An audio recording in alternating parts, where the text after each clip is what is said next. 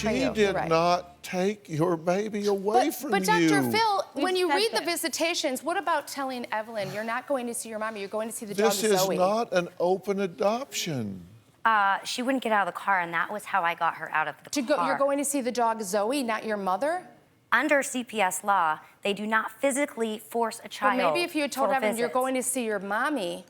She knew that. No, you said the dog Zoe. 2 years old. No, I have the report from the. I don't really know who you are and I'm why the you're auntie. commenting. Okay. Phoebe. But what I said was, you're not going to go see your mommy right now because she wouldn't get out of the car. She wouldn't even come forward on the in the van.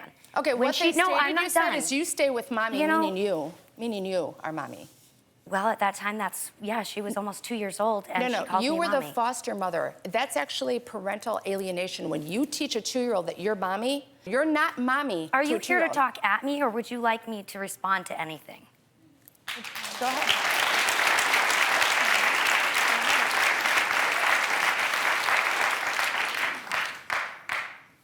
She was scared to death. The social worker came back to me and said, I cannot get her in the car. I'm going to call and explain this to social services that I'm not going to take her because I'm not physically going to force her in the car.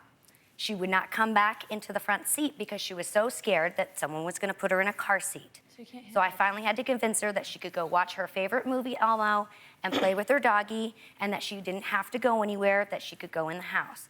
And it still took 15 minutes to coax her out. Later that evening, anybody who came to the door, she would start crying because she thought somebody was going to pick her up and take her away. In her mind, in her little mind, I was all she knew as a mother. And no, I'm not done. 1 hour a week, she went to go visit her biological mother. She's been raised knowing that she's adopted, and she's been raised knowing that she has a tummy mommy.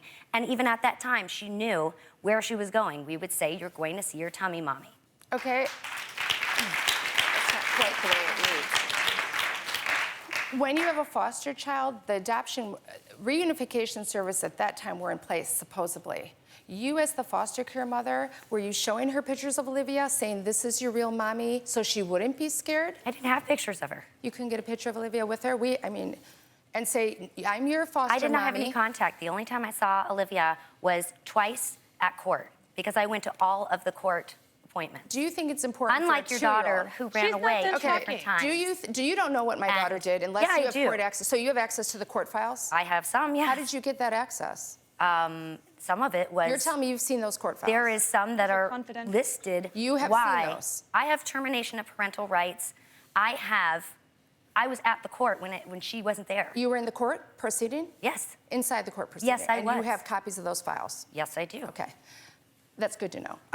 All I'm saying is this, as a foster mother, should you at any of time, because this time adoption was not the goal, should you have said, I'm your foster mommy, but here's mommy, because of course Olivia had her till she was 9 months old. She was with us. So she definitely knew us. She definitely knew mommy, because she was calling Olivia mommy until they ripped her away, stopped letting her have visits. Visits were canceled because you were taking Evelyn out of town. Look, do you think that's raising supporting this it? child, and I'm allowed to go on a vacation. No one's saying you're not. I'm not saying If that. But that this happens happened to in a interfere with sequence her of 1 events. hour a week, and I'm gone for a week, I'm sorry, I'm going to go on vacation. That's not a problem. But the way it went down, Jillian, was first you went on vacation. Then she couldn't go to the visit because she was crying too much. Then she couldn't go to the visit again. Olivia went weeks without having a visit. And this has nothing to do with me. CPS was not going to physically force her into the car. But if you had said at that point, knowing the goal was to give Evelyn back to her mother, and as a foster care mother, wouldn't you say, maybe have a picture for the baby and say, here's mommy, and I'm foster mommy?